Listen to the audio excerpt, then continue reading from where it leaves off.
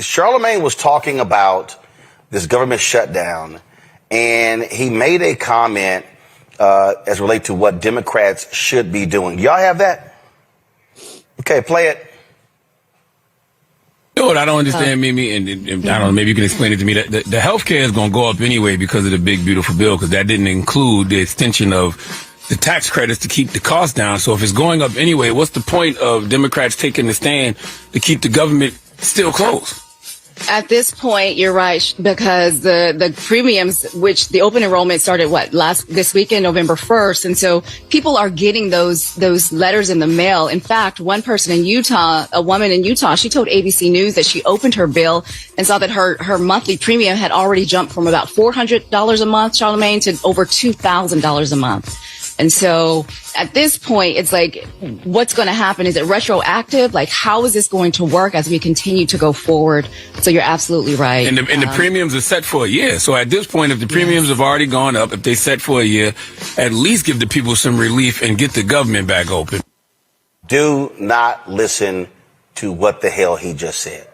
That to me is beyond idiotic, because this battle that we're seeing is not solely about health care. Rebecca, I don't know what the hell that was. That was just bullshit. Look, what I heard was an exchange of two people who don't understand how this works. So what they're talking about are the health insurance premiums that are in the marketplace. And so they're erroneous. I mean, this isn't just misinformation here. This starts to look like this is intentional disinformation. And for the audience, disinformation is where you have bad, misleading information that's intentionally targeted to a certain demographic. The demographic here is Black voters. The reason I think it's bad advice is because when you are in political battles, you maximize your leverage. And when you are fighting on behalf of people, they understand that there are people who are not getting benefits. They know there are federal workers who are not getting their paychecks as well. But they also are dealing with an administration that's been slashing and burning and firing people indiscriminately as well. So all this is wrapped up. So what you do not do is you do not capitulate. You do not back down. You don't go, oh, well, you know what? Hey, we'll just go ahead and pack it in. No, you try to get as much as you can. Well, absolutely. And this is why Wendy Williams' sidekick should not be trusted with political information. I've long had a beef with Charlemagne, so let's just stop there. But I will say this is the exact point. This is why people need to do what it is that they do well. And when you don't understand health insurance or politics, you don't do that. You do entertainment news. Because what this is about is the fact that Republicans want those premiums to go up. Then you're not being sincere, and you are certainly doing a disservice to the millions of listeners who come on that show. And this might be the only bit of political news they get. And when you are winning the argument. When you are controlling the narrative, Cameron, you don't just say, here you go, take it away. No, I mean, I think this is politics 101. Oh, now that we know exactly what's going on here, we know that the Democrats are the ones that shut down the government. They're playing hardball negotiation. And you know what, guys? I would not have a problem if Democrats just had the guts to say that. Yeah, what Roland Martin is saying here is not, it's crystal clear. He's saying this is the strategy that we're employing. We know Roland ain't going to support anything Democrats do. My problem with it all is that Democrats are trying to be sneaky and they're not articulating the situation. The reason why the American people are so behind the Democrats, if that's the case, is because they think Trump shut down the government.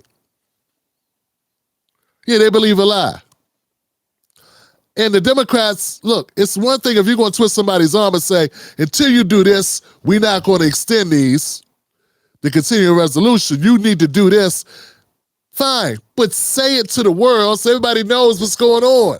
It's frustrating as hell as a commentator, as a person covering news, trying to give accurate information and talking to people that only get half the information, who are getting told a lie, and they believe the lie. Look, man, if you want to fight with the Republicans, and you say we're not backing down, we standing on principle on this thing, yeah, that's cool. I would respect that. But you should have the guts to say it. To look into a camera, Hakeem Jeffries, to look at the camera and say, the reason why the government shut down is because we want to shut down because we're not going to allow them not to bargain with us. But nobody's got the heart to say that. That's my problem. That's one of my problems. The other problem I have is this. All the issues that we've had in this country, all the complaints that Black Americans have, in particular, yeah, I'm talking about Black Americans right now. Why haven't the Democrats ever used this tactic to fight for us? So they can have a backbone. They truly know how to have a backbone, just not when it comes to us. Why weren't they using this tool to get something beyond subsidies? How about universal health care? How about a universal health care option that all Americans could take advantage of? How about that? So those are a couple things that I'm seeing. Like, if you have the courage, if the Democrats have the power and they have the guts and they're willing to take the hit, why aren't they taking a hit on things that Black Americans have been demanding them take a hit on for so long? We wanted police reform. We wanted a black hate crime bill. We all know we've been talking about reparations.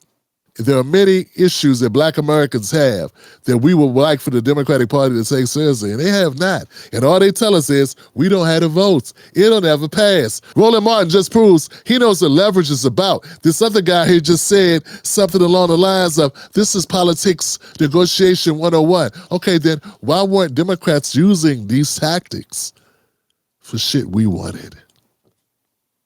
Why weren't you using these tactics all this time? Oh, you know what your backbone is. You know how to fight when you want to fight for something you want to fight for. Just so happens it's subsidies that are going to go to big pharmaceutical companies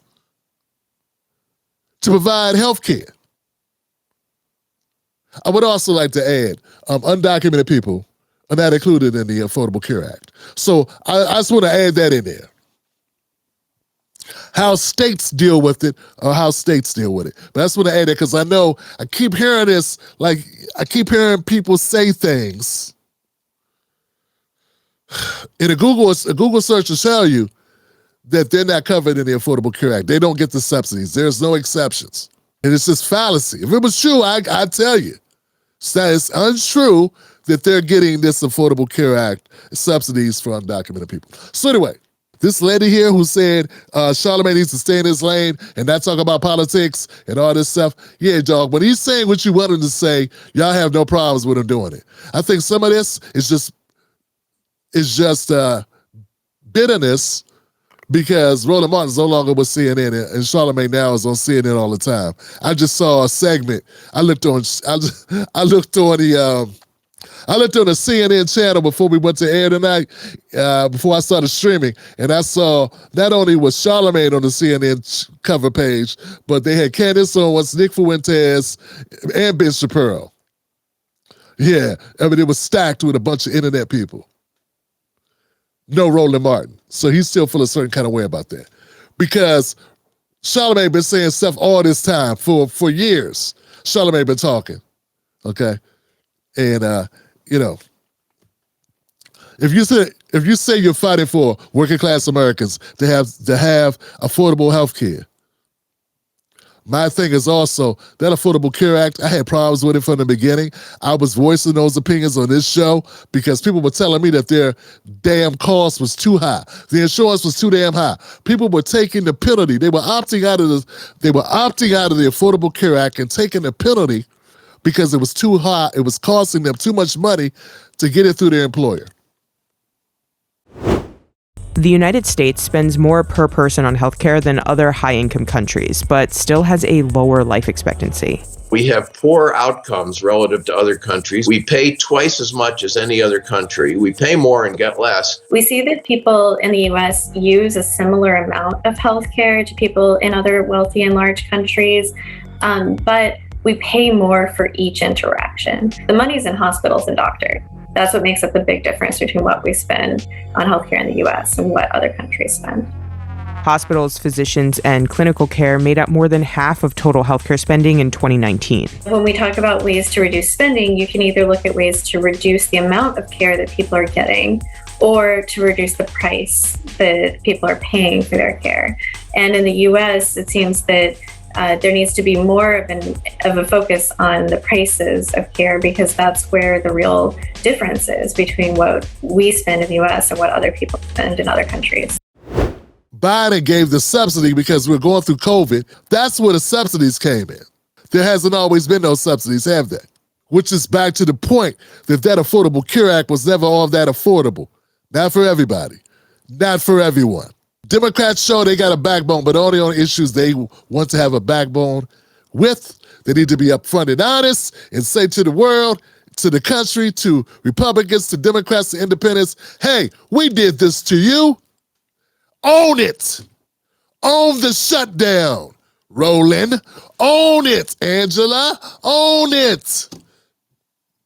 Abby Phillips squad, whoever, own it. And say the truth. Speak it out loud. Man, if I'm going to fight you to protect my family, I'm willing to say, hey, man, I don't like what you're doing. I'm not going to allow you to cross this line until you apologize or until you do right by my people. Now, that's what men do. That's what stand-up women do. That's what people with ethics do. People with courage do. They don't make up stories and hide behind a bunch of jargon, rhetoric, buzzwords, false narratives, playing victim. No, Democrats drove the shutdown. They're driving the shutdown bus. They say they got good reasons. Stand on it. Stop lying. So that's why when Roland said they're winning the argument or the narrative, that's just because they got more media able to lie, willing to lie, and not tell it straight. But I heard a couple cracks. I heard like a couple CNN hosts telling the truth. This weekend, should the and we're Democratic, not going to stand for it. Should the Democratic senators from New Mexico, your home state, vote to open the government so that these SNAP funds are not at risk? Let me be clear. The administration is choosing to starve American children with money that they already have appropriated. I'm not applauding their tactics. By the White House. Well, this is a choice by the White House. This they is are also, choosing Congresswoman, to cut this is off also a food choice assistance. by Senate Democrats No, to not it is vote to not. open the government. Yes, it is. I understand why they're doing it. They're doing it because they want Medicaid funds restored. They're doing it because they want Obamacare premiums to be extended past the end of the year. I understand the reasoning. Sir, let me just be clear. The money for contingency plans is sitting there. That is why the states are suing. The White House is withholding funds from 2 to 3 children weeks worth to of SNAP have funds. food. Yeah. Yeah, well, it may not be a big deal to you, but let me It is tell a big you deal that to for me. the grandparents, for grandparents It is a big deal that to me. literally are feeding their children. My point is that it's a short-term solution. In those accounts. It's a short-term. At the end of the day, people need to be able to feed their families, and Saturday is when those funds If you run feel out. so and strongly, we are fighting Congresswoman, to get why that not funding. ask the Senate Democrats from New Mexico to vote to open the government so that the SNAP funds... Sir, I am here in the House of Representatives. What y'all think about this? At some point, what's going to have to happen, the government has to reopen. We've already set a record for the longest shutdown. This was unnecessary. I don't think this is the way you had to go about it. I don't think you need to keep 2 million people from getting paychecks, whatever number it is, in order to negotiate your shit health care. I don't know the solution for it, but I figure at some point after January 1st, If Trump wakes this out and says, okay, fuck it. You want to play games? Let's just keep the government shut down all year till the subsidies run out. He can do it. He can do it. He's president. He doesn't need to win another election. He's good. He can, theoretically, he could be like, I don't care. Okay, fine. Fine. Then what you gonna do, Roland? I think Trump is too petty an individual for you to think this is a winning program. The Jim Black Show streams Sundays, Mondays, Wednesdays, and Fridays, 10:30 p.m. Eastern Standard Time. Wolfpack.